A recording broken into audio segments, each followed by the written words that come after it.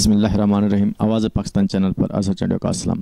ناظرین، کچھ لوگ ایسے ہوتے ہیں جو کہ اپنی محنت سے اپنے معاشرے میں ایک مقام بناتے ہیں، اور کچھ لوگ ایسے ہوتے ہیں جو کہ پیدائشی طور پر ان کو جو ہے بنا ہوا مقام ملتا ہے۔ تو سب سے پہلے تو آج ہم ایک ایسی شخصیت کے پاس موجود ہیں جنہوں نے اپنی محنت سے اس معاشرے میں اپنا ایک مقام بنایا ہے، اور آج ایک جانی پہچانی شخصیت ہے۔ میں بات کر رہا ہوں سردار سلیم خان صاحب کی، جو کہ اس ٹائم گورنمنٹ اسکول میں ایز اے ہیڈ ماسٹر بھی ورک کر رہے ہیں، میرے ساتھ موجود ہیں۔ خان صاحب، سب سے پہلے تو آپ ہمارے ناظرین کو اپنے خاندانی پس منظر کے بارے میں بتائیں۔ السلام علیکم تمام سننے والوں کو۔ میرا خاندانی پس منظر جو ہے وہ نہ تو سیاسی ہے اور نہ ہی میں کسی ویل نون فیملی سے تعلق رکھتا ہوں۔ میرا تعلق بلوچ برادری سے ہے، اور میرے والد صاحب کسان ہیں، اور میں ایک درمیانے طبقے سے تعلق رکھتا ہوں۔ باقی ابھی میں گورنمنٹ ٹیچر ہوں، اور جو میں گورنمنٹ ٹیچنگ کے ساتھ ساتھ جو میں سمجھتا ہوں کہ اہم فریضہ سر انجام دے رہا ہوں سوسائٹی میں، وہ ایک سوشل ویلفیئر کا ہے۔ گورنمنٹ جاب کے بعد آفٹر اسکول ٹائمنگ جو میری سب سے فرسٹ پریورٹی ہوتی ہے وہ ہے لوگوں کی خدمت۔ چاہے چھٹیاں ہوں، جیسے ابھی کووڈ-19 میں ٹائم گزرا ہے ہمارا، تو وہ سب سے زیادہ وقت جو گزرا لوگوں کی خدمت میں گزرا ہے۔ اور چھٹی ہو، دن ہو، رات ہو، جب بھی لوگ یاد کرتے ہیں کسی حوالے سے جو ان کو کوئی مسئلہ درپیش آتا ہے، تو کوشش ہوتی ہے کہ چاہے دن ہے یا رات ہے یا کسی بھی وقت، تو کوشش کرتے ہیں کہ وہ مسئلے مسائل حل ہوں، اور ان کے لیے ہم کوشش کرتے ہیں۔ خان صاحب، ابھی آپ نے بتایا کہ جیسے کہ ابھی جو لاسٹ ابھی گزر رہا ہے دور کووڈ-19 پینڈیمک سے، کیسا پینڈیمک تھا جس نے پورے دنیا کو، پاکستان کو نہیں پوری دنیا کو ہلا کر رکھ دیا تھا۔ تو اس میں بہت سارے مسائل نے جنم لیا تھا۔ ایک تو ایسی بیماری تھی جو کہ پہلی دفعہ جس کا دنیا کو سامنا کرنا پڑا، اور صاف ظاہر ہے اس سے ہمارا تعلیمی سسٹم بہت زیادہ متاثر ہوا ہے، اور نہ صرف تعلیمی سسٹم بلکہ جو ہمارا ڈیلی ویجز تھے وہ بھی متاثر ہوا ہے۔ تو آپ سب سے پہلے تو یہ بتائیں کہ ابھی کیونکہ اسکول جو اوپن ہو رہے ہیں اور آپ کا تعلق بھی محکمہ تعلیم سے ہے اور آپ ایز اے ٹیچر ورک کر رہے ہیں، تو آپ سب سے پہلے تو ہمارے ناظرین کو یہ بتائیں کہ ابھی جو گورنمنٹ نے پالیسی بنائی ہے یا ایس او پیز بنائی ہیں کہ اسکول ری اوپن ہوں گے، تو آپ ان سے کتنی حد تک مطمئن ہیں؟ سب سے پہلی بات تو یہ ہے کہ جو پالیسی میکرز ہیں وہ ایک ہائی لیول پہ جو ہے نا وہ اس کو تھنک آؤٹ کر رہے ہوتے ہیں اور اس کے بارے میں سوچ رہے ہوتے ہیں۔ ان کا جو تجربہ ہے وہ عام سطح پہ سوچنے والے سے کافی زیادہ ہوتا ہے۔ انہوں نے جو پالیسیز بنائی ہیں، میں سمجھتا ہوں کہ کافی حد تک جو ہے نا وہ مؤثر ہیں۔ مثال کے طور پر جو انہوں نے ایس او پیز ہمیں سینڈ کی ہیں یا بھیجی ہیں کہ آپ نے ان پہ عمل کروانا ہے، میں سمجھتا ہوں کہ اگر ان پہ عمل کروایا جائے تو یقینی طور پہ اس کووڈ-19 کے مزید پھیلنے سے اس کو روکا جا سکتا ہے، اور بچوں کی تعلیم پہ اس سے کوئی اثر نہیں پڑے گا، اور نہ ہی یہ بیماری جو ہے دوبارہ پھیل سکے گی۔ کیونکہ ایک پروفاؤنڈ قسم کا سسٹم جو ہے نا وہ گورنمنٹ نے دیا ہے کہ آپ جب بچے اسکول میں ان ہوں گے تو آپ اس کو پہلے ان کا ٹیمپریچر چیک کریں گے، ان کے ہاتھ دھلوائیں گے اور ان کو سینیٹائز کروائیں گے۔ کلاس رومز کے اندر 6 فٹ کا فاصلہ ہے، بچے 6 فٹ کے فاصلے پہ بیٹھیں گے، اور اسی طرح اگر آپ کی اسٹرینتھ زیادہ ہے تو ہاف اسٹرینتھ ایک دن ہوگی، ہاف اسٹرینتھ جو ہے نا وہ دوسرے دن آئے گی۔ تو اس طرح اگر ہم اس جو ہمیں ایس او پیز دی گئی ہیں اگر ہم ان پہ عمل کریں گے تو میں سمجھتا ہوں کہ ایک اچھا رزلٹ آئے گا اس کا انشاءاللہ۔ آپ کہہ رہے ہیں کہ اگر جو گورنمنٹ نے ایس او پیز دی ہیں اگر ان پر عمل کر دے رہے تو اچھا رزلٹ آئے گا۔ دوسری چیز یہ بھی ہے نا، آپ دیکھیں کہ ابھی بہت سارے پرائیویٹ سیکٹر بھی بن رہا ہے۔ پرائیویٹ اسکول جہاں پر کنجسٹڈ ماحول ہوتا ہے، وہ اتنی جو بلڈنگز کا کرایہ دے رہے ہوتے ہیں، ابھی ریسنٹلی وہ تقریباً 9 منتھس کلوز رہے ہیں اور ابھی وہ فائنینشیل کرائسس سے گزر رہے ہیں۔ آپ کو کیا لگتا ہے جو گورنمنٹ نے ایس او پیز دی ہیں پرائیویٹ اسکول کیا ان پر پورے طریقے سے عمل کر سکیں گے؟ یہ عمل کرنا اور کروانا جو ہے یہ گورنمنٹ کے ہیڈ پہ ہوتا ہے۔ اگر کوئی اسکول جس پرائیویٹ سیکشن کی آپ بات کر رہے ہیں، اگر وہ اس پہ عمل نہیں کرتے تو میں سمجھتا ہوں کہ وہ صاف ظاہر گورنمنٹ پالیسیز کے اگینسٹ جاتے ہیں، اور یہ لا اینڈ آرڈر کی صاف ظاہر خلاف ورزی ہوگی، اور ان کا سب سے زیادہ ہاتھ ہوگا اس کووڈ-19 کو پھیلانے میں مزید۔ تو گورنمنٹ اس پہ انشاءاللہ عمل درآمد میں سمجھتا ہوں کہ عمل درآمد کروائے گی، کیونکہ یہ بچوں کی جان کا مسئلہ ہے اور بچوں کے فیوچر کا مسئلہ ہے۔ اور ہمارے سب سے بڑی بات جو ہے کہ بچے پاکستان کا مستقبل ہیں، یہ ان کے پاکستان کے مستقبل کا مسئلہ ہے۔ اگر ہم اس پہ عمل نہیں کروائیں گے تو اس کے جو نتائج ہیں وہ صحیح نہیں آئیں گے۔ تو پرائیویٹ سیکشن اگر خود عمل نہیں کروائے گا تو جو government S O P set کر کے بیٹھی ہے، اگر اس پہ عمل نہیں کریں گے تو صاف ظاہر ان کی رجسٹریشن منسوخ ہوگی۔ اس حوالے سے گورنمنٹ نے کافی اسٹرکٹ قسم کی جو ہے نا وہ انسٹرکشن دی ہوئی ہیں، اور یقینی طور پر اس پہ انشاءاللہ عمل درآمد ہوگا۔ جی میں دیکھ رہا ہوں کہ 2 دن سے اسکول اوپن ہو چکے ہیں.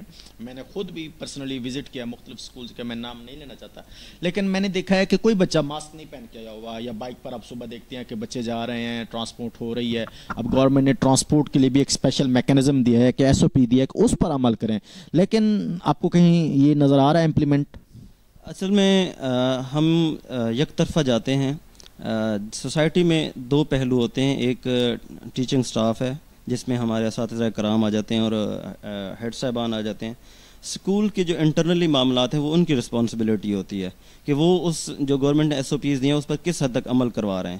باقی بچوں کو ماسک لگوا کے بھیجنا یہ پیرنٹس کی ذمہ داری میں آتا ہے کہ ہم اپنے بچوں کی لائف کے ساتھ یا ان کی ہیلتھ کے ساتھ کتنا سینسیئر ہیں. اگر ہم اپنے بچوں کے ساتھ سینسیئر ہیں اور ان کو اس بیماری سے دور رکھنا چاہتے ہیں تو یہ ہماری فرسٹ رسپانسبلٹی میں آتا ہے کہ بچوں کو ان SOPs پر عمل کروا کر بھیجیں جو گورنمنٹ نے جاری کی ہیں. ان ماسک جو ہے نا آئی تھنک 20 روپیز کا ہے, تو یہ کوئی بڑی بات نہیں ہے. اگر آپ اپنے بچے کی صحت کو 20 روپیز کے ماسک کے ساتھ کور کر سکتے ہیں تو میں سمجھتا ہوں کہ یہ والدین کو بھی چاہیے کہ آؤٹ آف دا اسکول جتنی SOPs ان کے ہیڈ پہ ہیں بنتی ہیں تو وہ ان پہ عمل کروائیں تاکہ ان کے بچے جو ہیں نا وہ صحت مند رہیں اس پوری سچویشن کے دوران. خان صاحب اب یہ بتائیں کہ جیسے گورنمنٹ نے یہ SOPs دی ہیں کہ بچے اسکول کھول دیے ہیں, بچے جا رہے ہیں, تو بڑا اچھا سیٹ اپ ہے کہ کم از کم یہ جو اتنی دہشت پھیلی ہوئی تھی اس کی دہشت بھی کم ہوگی, اور یہ پتہ چلے گا دنیا کو کہ ہم کھل چکے ہیں, ہم نے اس پر قابو پا لیا اور الحمدللہ اچھے طریقے سے قابو پایا. میرا پھر وہی سوال ہے آپ سے کہ گورنمنٹ نے جب یہ SOPs دیے ہیں تو کیا یہ بہتر نہ ہوتا کہ گورنمنٹ ایسا کرتی کہ اسکول کھولنے سے پہلے جتنے بھی پیرنٹس کے بچے پڑھ رہے تھے سب سے پہلے ان پیرنٹس کی ایک میٹنگ بلوائی جاتی, ان کو بتایا جاتا کہ یہ ہمارے SOPs ہیں, آپ یا پرائیویٹ سیکٹر, کیونکہ مجھے لگتا ہے گورنمنٹ سیکٹر اس پر عمل کر لے گا اور کر بھی رہا ہے. میں دیکھ رہا ہوں اتنے دنوں سے سوشل میڈیاز پر دیکھ رہا ہوں, یا ویسے میں نے 1-2 جگہ وزٹ کیا ہے, لیکن پرائیویٹ سیکٹر میں مجھے ایک بہت بڑا ڈرا بیک نظر آ رہا ہے. تو آپ کو نہیں لگتا کہ گورنمنٹ کو یا پرائیویٹ سیکٹر والے خود اسکول جو وہ ہیڈز ہیں یا اسکول کے جو پرنسپلز ہیں ان کو چاہیے تھا سب سے پہلے بچوں کو بلانے سے بھی پہلے وہ پیرنٹس کو ایک میسج کنوے کرتے, پیرنٹس کو بلواتے, ان کو بتاتے کہ یہ SOPs گورنمنٹ نے ہمیں دیے ہیں. کیونکہ اکثر ہمارا طبقہ ایسا ہے جو کہ ایک تو میڈیا سے بھی دور ہے, سوشل میڈیا سے بھی دور ہے, وہ ان کنٹیکٹ نہیں ہے. اگر ایسا کیا جاتا تو اس کے رزلٹ شاید میرے خیال میں مختلف ہوتا. آپ کیا کہیں گے؟ اچھا, میں اس حوالے سے آپ کو بتانا چاہوں گا کہ یہ بھی ایک SOP کا حصہ ہی ہے. گورنمنٹ نے تمام ہیڈ صاحبان کو انسٹرکشن دیا, چاہے وہ پرائیویٹ اداروں کے سربراہان ہیں یا گورنمنٹ کے, کہ آپ اپنے جتنے بھی طالب علم آپ کے اسکول میں پڑھتے ہیں ان پیرنٹس کے کانٹیکٹ نمبر نکالیں, ان کو اس کال کنوے کریں اور کال پہ میسج کنوے کریں کہ آپ نے بچوں کو کن کن SOPs پہ عمل کروا کے بھیجنا ہے. یہ آلریڈی ہم کر بھی رہے ہیں اور تمام گورنمنٹ اور پرائیویٹ سیکشن کی یہ ذمہ داری ان کو دی گئی ہے کہ آپ جتنے بھی پیرنٹس ہیں دیکھیں, کیونکہ یہ کووڈ-19 کی سچویشن, ان میں اتنے بڑے لیول پہ میٹنگ جو ہے نا وہ نہیں کی جا سکتی کہ جیسے ہم بچوں پہ تو SOPs پہ عمل کروا رہے ہیں کہ 6 فٹ کا فاصلہ رکھنا ہے, تو اتنی میٹنگ جو ہے نا وہ نہیں بلائی جا سکتی. تو گورنمنٹ نے ہمیں انسٹرکشنز دی ہیں کہ آپ پیرنٹس کو کال کریں, ان کے کانٹیکٹ نمبر نکالیں اور ان کو یہ میسج کنوے کریں کہ آپ نے کن کن SOPs پہ عمل کروا کے بچوں کو بھیجنا ہے. تو گورنمنٹ یہ آلریڈی انسٹرکشن دے چکی ہے. اب اگر کوئی ادارہ پرائیویٹ سیکشن ہے یا وہ گورنمنٹ سیکشن ہے اس پہ عمل نہیں کر رہا یا والدین کو یہ پیغام نہیں دیے جا رہے تو ان کی ذاتی نیگلیجنس ہے. گورنمنٹ اس حوالے سے یہ ہدایات جاری کر چکی ہے. بہتر ہے کہ گورنمنٹ یہ ہدایت جاری کر چکی ہے کہ پیرنٹس جو ہیں بچوں کو پوری طرح سے کووڈ-19 کا مقابلہ کرنے کے لیے جتنی بھی SOPs ہیں, جو انسٹرکشنز ہیں یا جو بھی ضروری ایسیسریز ہیں وہ خود یعنی کہ پیرنٹس بھی مہیا کریں. سکول میں بھی ان کے لیے سینیٹائزر وغیرہ کا ہر طرح کا صفائی کا بہترین نظام گورنمنٹ نے کوشش کیا کہ لانچ کیا جائے. خان صاحب اب آ جاتے ہیں ملک کے معاملات پر. آج کل جو ہمارے ملک کی موجودہ کنڈیشن ہے یا لا اینڈ آرڈر کی جو اس ٹائم پوزیشن ہے, آپ کو پتہ ہے بہت زیادہ حالات بگڑتے جا رہے ہیں, تو آپ کو کیا لگتا ہے ملک کو ان حالات سے کس طرح نبرد آزما ہو سکتا ہے؟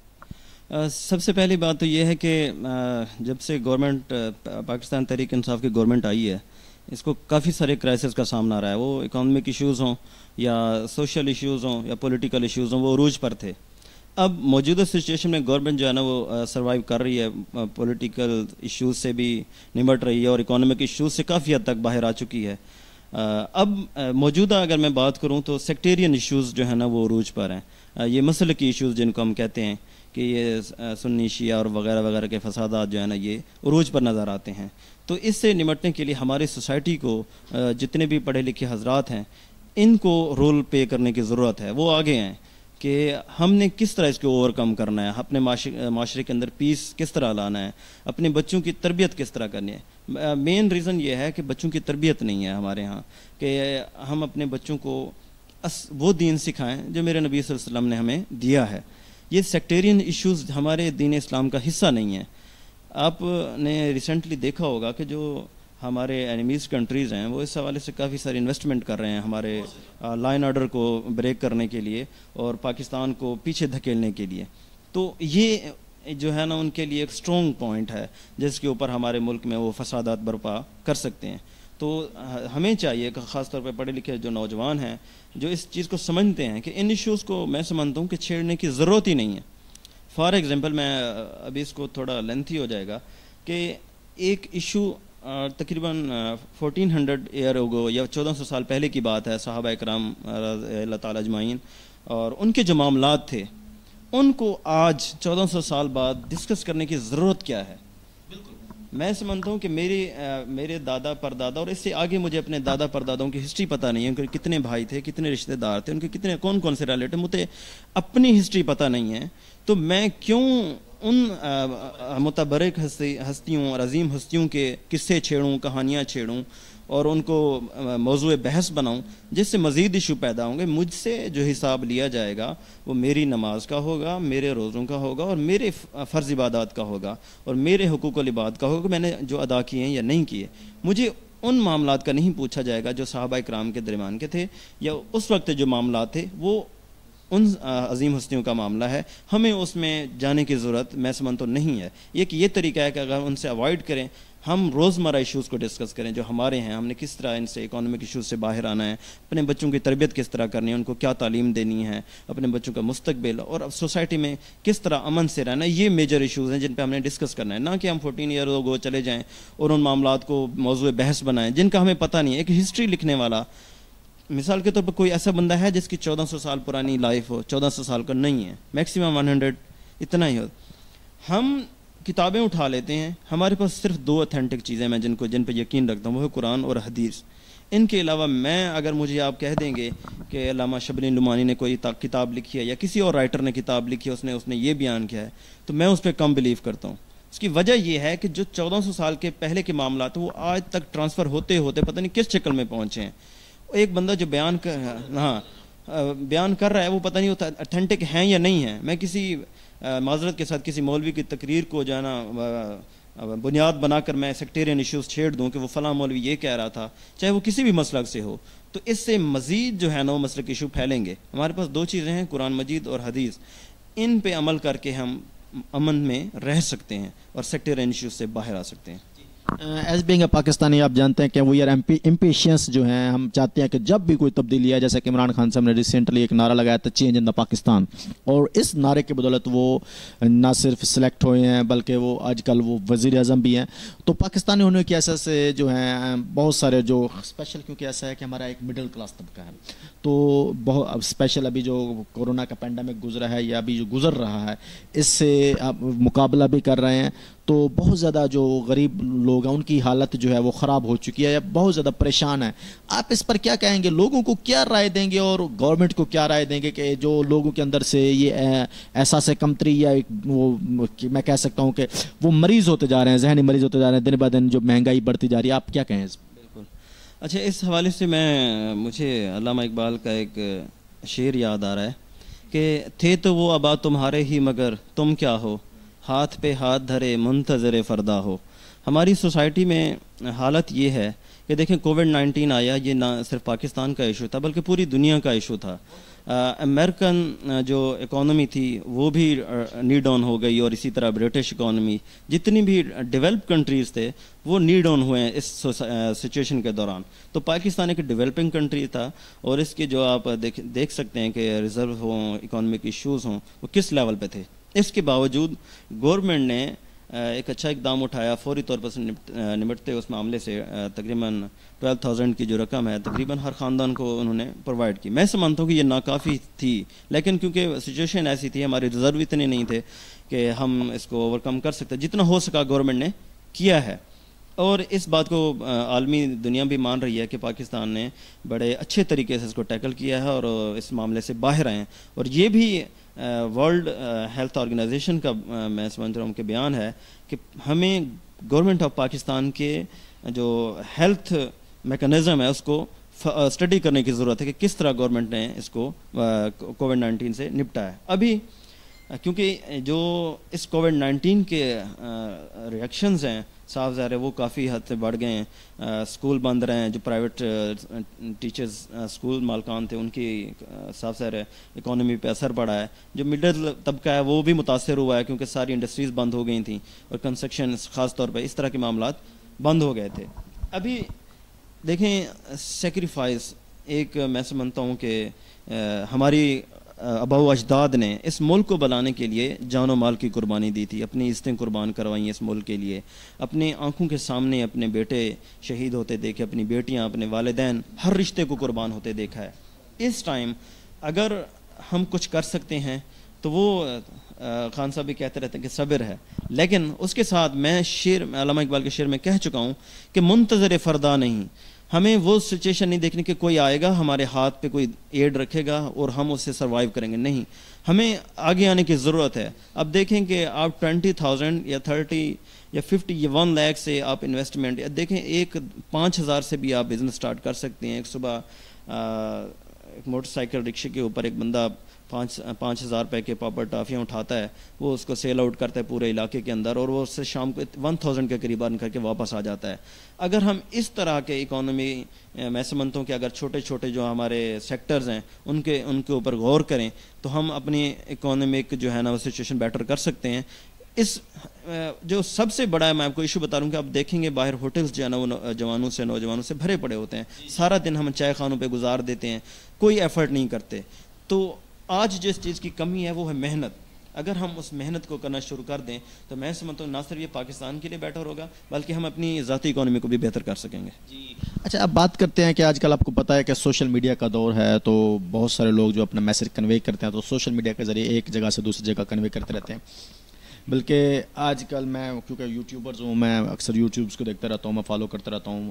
بہت سارے جو بڑے بڑے لوگ ہیں ان کو دیکھتا ہوں, اسپیشل پاکستانی تو سنتا ہی ہوں, ساتھ میں وہ لوگ بھی سنتا ہوں جو پاکستان کے اوپر مڈ سلائڈنگ کر رہے ہوتے ہیں, پاکستان کو جو پیچھے دھکیلنے کی کوشش کر رہے ہوتے ہیں. بہت سارے لوگ ہیں, ان میں ہی ایک انڈین سابق میجر ہیں, سروس تو غالباً انہوں نے 6 سال کیا, میجر گورو آریہ.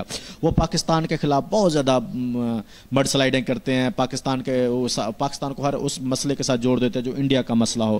اور پچھلے دنوں میں نے ان کو تو اچھے طریقے سے جواب دیا اور مجھے انڈیا سے ریسپانس بھی کافی ملا ہے, بلکہ بہت زیادہ گالیاں بھی پڑی ہیں. تو آپ کیا کہیں گے, آپ میجر گورو آریہ کو کیا پیغام دینا چاہیں گے؟ دیکھیں, I have also been the part of Pakistan military for the 2 year from 2015 to 2017. تو as a soldier of Pakistan army, اور میں یہ اس کو جواب دینا چاہتا ہوں کہ آپ نے آج تک 1947 سے لے کر آج تک پاکستان کا کچھ نہیں بگاڑ سکے. آپ نے جتنی جنگیں ہم سے کی ہیں وہ آپ ساری جنگیں ہم سے ہارے ہیں. آپ نے جتنی بھی وار کرائسس پیدا کرنے کی کوشش کی آپ ان میں ناکام رہے ہیں. ہاں, پراکسی وار تھیں یا جتنی بھی آپ نے اٹیک کرنے کی کوشش کی آپ کو ان کو منہ توڑ جواب ملا ہے. اب ریسنٹلی 27 فیبروری کا دیکھ لیں, انہوں نے کوشش کیا, ان کا گورنمنٹ پاکستان آرمی نے منہ توڑ جواب دیا ہے. تو اس میجر جیسے کئی لوگ ہیں, مطلب ہماری ملٹری کے مقابلے میں ان کی ملٹری کی تعداد دیکھ لیں وہ کافی زیادہ ہے. وہ اس طرح کی باتیں روزانہ سوشل میڈیا پر آ کر جو ہے نا وہ بکتے رہتے ہیں. تو یہ میں ان کو کے سے اتنا پیغام ہے کہ آپ اتنے اور ہو جائیں. آپ اتنے, ہماری تقریباً 1 لاکھ کے قریب آرمی جو ہے کشمیر پہ ڈپلایا اور ان کی 10 لاکھ کے قریب ڈپلایا. ہمارے ایک فوجی کے مقابلے میں آپ نے ہزاروں کے فوجی بٹھائے ہوئے ہیں. آپ کی اتنی اوقات ہے, آپ ہمارے ساتھ کیا مقابلہ کریں گے؟ ہمارے پاس جو پاور ہے وہ لا الہ الا اللہ محمد رسول اللہ کی پاور ہے. ہم ایمان سے لڑتے ہیں اور انشاءاللہ ان کا مقابلہ کرتے رہیں گے.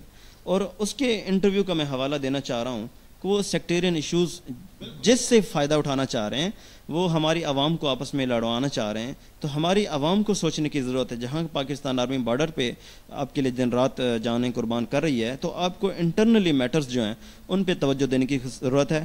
آپ کسی بھی اس طرح کے میجر کی یا اسی طرح کی کسی سازش کا حصہ نہ بنیں جو آپ کو ایک دوسرے کو کافر کہلوا کر اس طرح کی باتیں کر کے آپس میں لڑوانا چاہتے ہیں. ان سے ہمیں اوائڈ کرنے کی ضرورت ہے تاکہ ہم جو ہے نا وہ انشاءاللہ اپنی ترقی کا سفر جو وہ جاری رکھ سکیں اور دشمنوں کو جو ہے نا وہ شکست دے سکیں. جی خان صاحب بڑے تفصیلی بتا رہے تھے کہ آپ نے بتایا کہ وہ پہلے آرمی میں سروس کرتے رہے ہیں, ابھی وہ ٹیچر ہیں اور اس ٹائم جو ہیں وہ اپنی ڈیوٹیز جو ہیں مختلف جگہوں پر سوشل ورکر کے طور پر بھی کر رہے ہیں. اور یہ بتا رہے تھے کہ جو ہمارا سب سے بڑا مسئلہ یہ ہے کہ ہماری عوام جو ہے وہ بہت جلد کسی کی باتوں میں آ جاتی ہے. لوگوں کی باہر کے لوگ بہت زیادہ باہر کے ممالک انویسٹمنٹ کر رہے ہیں پاکستان پر تاکہ وہ پاکستان کو ڈیسٹیبلائز کر سکیں, پاکستان کو ڈیمورلائز کر سکیں. ناظرین آپ جانتے ہیں کہ انڈیا کی ابھی اتنی اوقات نہیں ہے, انڈیا اور اتنا بڑا ہو جائے تو پھر بھی وہ ہمارے ساتھ نہیں لڑ سکتا. ہماری آرمی کو وہ بارڈر پہ ہمارا مقابلہ نہیں کر سکتا, لیکن وہ اندرونی طور پر ہمیں کمزور کرنے کی کوشش کرتا ہے. اندرونی ملک کے اندر وہ جو ہے انتشار پھیلانے کی کوشش کرتا ہے, اور یہی کچھ انڈین پہلے بھی کرتے رہے ہیں ابھی بھی کر رہے ہیں, کیونکہ ان کو پتہ ہے کہ پاکستان آرمی ایک پروفیشنل آرمی ہے. Pakistan army is one of the best army.